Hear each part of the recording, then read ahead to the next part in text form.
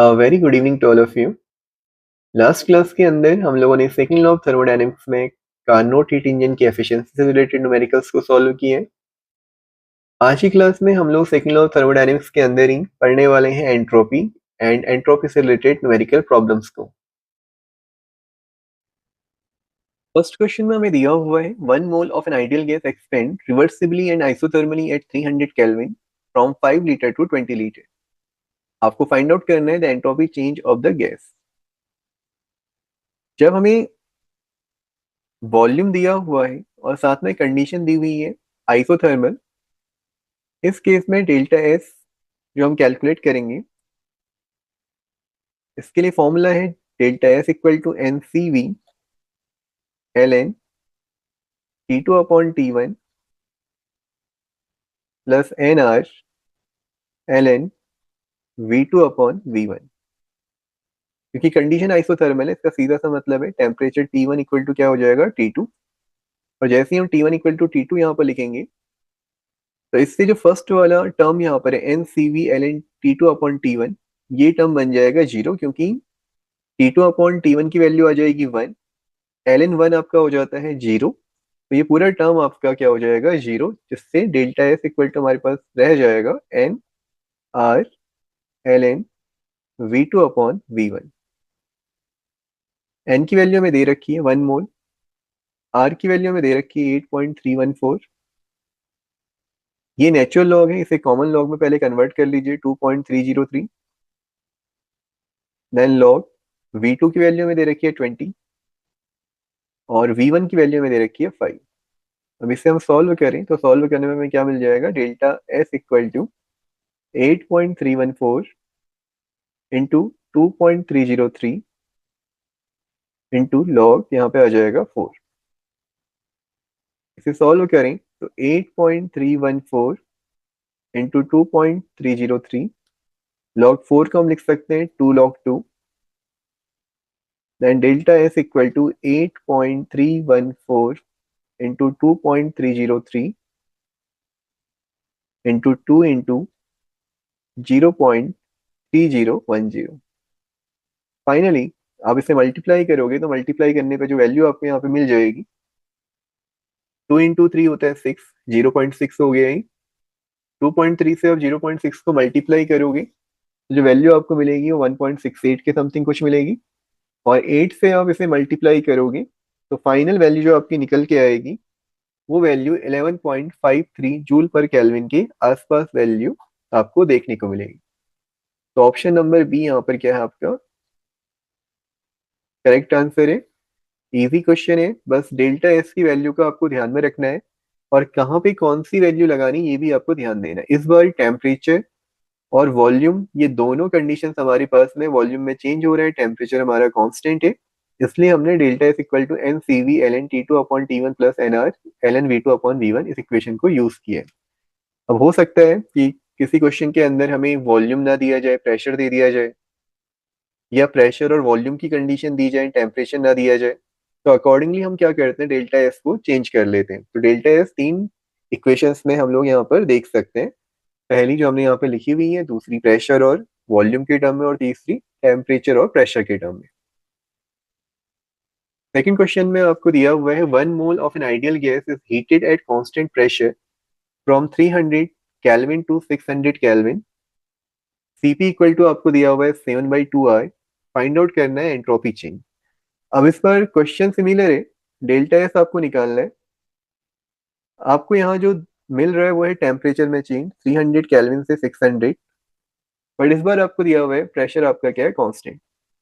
अब similar condition यहाँ पे आपको देखने को मिलेगी, लेकिन अब हम लोग क्या करेंगे, वॉल्यूम के टर्म में नहीं लिखेंगे, टेम्परेचर और प्रेशर के टर्म में लिखेंगे। तो जो इक्वेशन यहाँ पे प्रेशर और टेम्परेचर के टर्म में हमें देखने को मिलती है वो है N C P L N T two upon T one then minus N R L N P two upon P one. P two upon P one ये हमारा क्या हो जाएगा वन, क्योंकि प्रेशर कांस्टेंट है, तो जो पी वन की वैल्यू है वही वैल्यू आपकी क्या है पी टू की भी है। दोनों वैल्यू अगर आपकी सिमिलर है तो यहाँ पे एट कांस्टेंट प्रेशर हमें क्या देखने को मिलेगा, कांस्टेंट प्रेशर पे ये वाला जो टर्म है ये हो जाएगा जीरो, तो डेल्टा एस की वैल्यू आ जाएगी N C P L N T2/T1। अब यहाँ से delta S equal to N की वैल्यू में दे रखी है 1 मोल, सीपी हमें दिया हुआ है 7/2 R, then L N T2 की वैल्यू में दे रखी है 600 और T1 की वैल्यू में दी हुई है 300।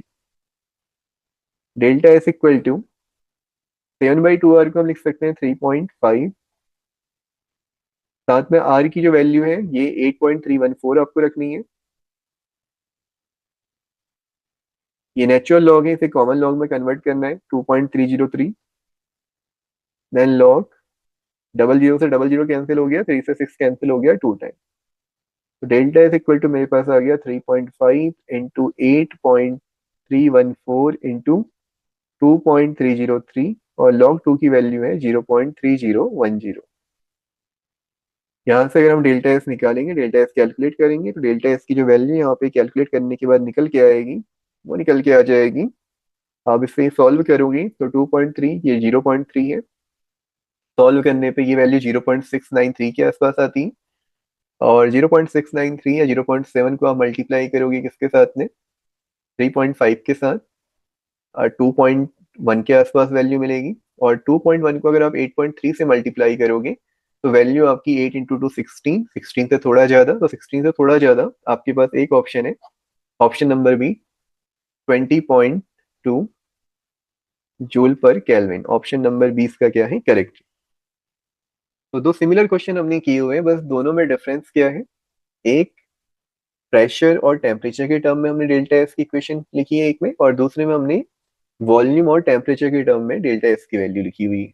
इसी तरीके से हो सकता है आपको प्रेशर वॉल्यूम के टर्म में भी कोई क्वेश्चन मिल जाए, तो उसको भी आपने अच्छे से तैयार कर लेना है।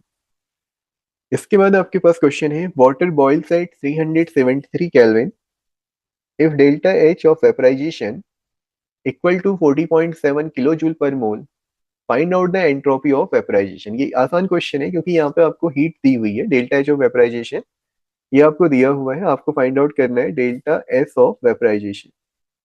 तो डायरेक्ट फॉर्मूला यहाँ पे आपको लगाना है, delta S of vaporisation equal to delta H of vaporisation divided by T.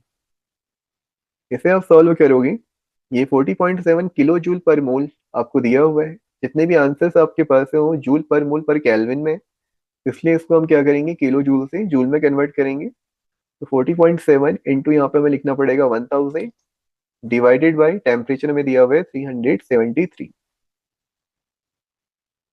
इसे सॉल्व करने पे आ जाएगा 40,700 डिवाइडेड बाई 373, 373 से 407 को डिवाइड करोगे तो 1 टाइम, इसके बाद यहाँ पे वैल्यू आएगी 34, 34 मीन्स 340 जो कि 373 से कम है, यहाँ पर आ जाएगा zero.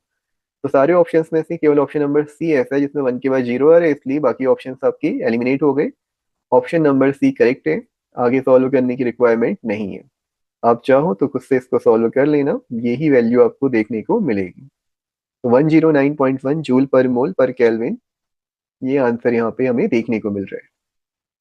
Question number 4, 2 moles of ideal gases A and B are mixed at constant temperature and pressure. Initially 1 mole of A and 1 mole of B, ये आपको दिया हुआ है, फाइंड आउट करना है द एंट्रोपी ऑफ मिक्सिंग। तो entropy of mixing का direct formula हमें यहाँ पर ध्यान में रखना है, डेल्टा एस ऑफ मिक्सिंग जब हम लोग निकालते हैं it is equal to minus R sigma N I L N, यहाँ पे होता है X I, X I is mole fraction. तो मोल फ्रैक्शन इस बार अगर हम देखें, मोल फ्रैक्शन ऑफ ए कितना आ जाएगा, number of moles of A divided by total moles, total moles हो जाएंगे 1+1 विच इज इक्वल टू 2। इसी तरीके से सेम मोल फ्रैक्शन की वैल्यू हमें देखने को मिलेगी बी के लिए भी, क्योंकि नंबर ऑफ मोल्स बी के भी 1 है, और ओवरऑल हमें यहाँ पर जितने मोल्स देखने को मिल रहे हैं वो 2 है। यहाँ से अगर हम डेल्टा एस ऑफ मिक्सिंग हम निकालें, माइनस आर, इसके बाद देखो यहाँ पे N I L N X I हमें दिया हुआ है, एन आई की वैल्यू है 1, L N 1/2, then +1 L N 1/2। Answer आपको एल एन में ही निकालना है, आर के टर्म में निकालना है, तो माइनस आर, ये है एल एन 1/2, ये भी है एल एन 1/2, लॉग की प्रॉपर्टी है लॉग ए प्लस लॉग बी क्या हो जाता है लॉग ए इंटू बी, यहाँ से आ जाएगा equal to minus R L N 1/4। R के आगे के माइनस को आप लॉग की पावर में ले जाओ, जो हम कर सकते हैं, लॉग एम की पावर एन।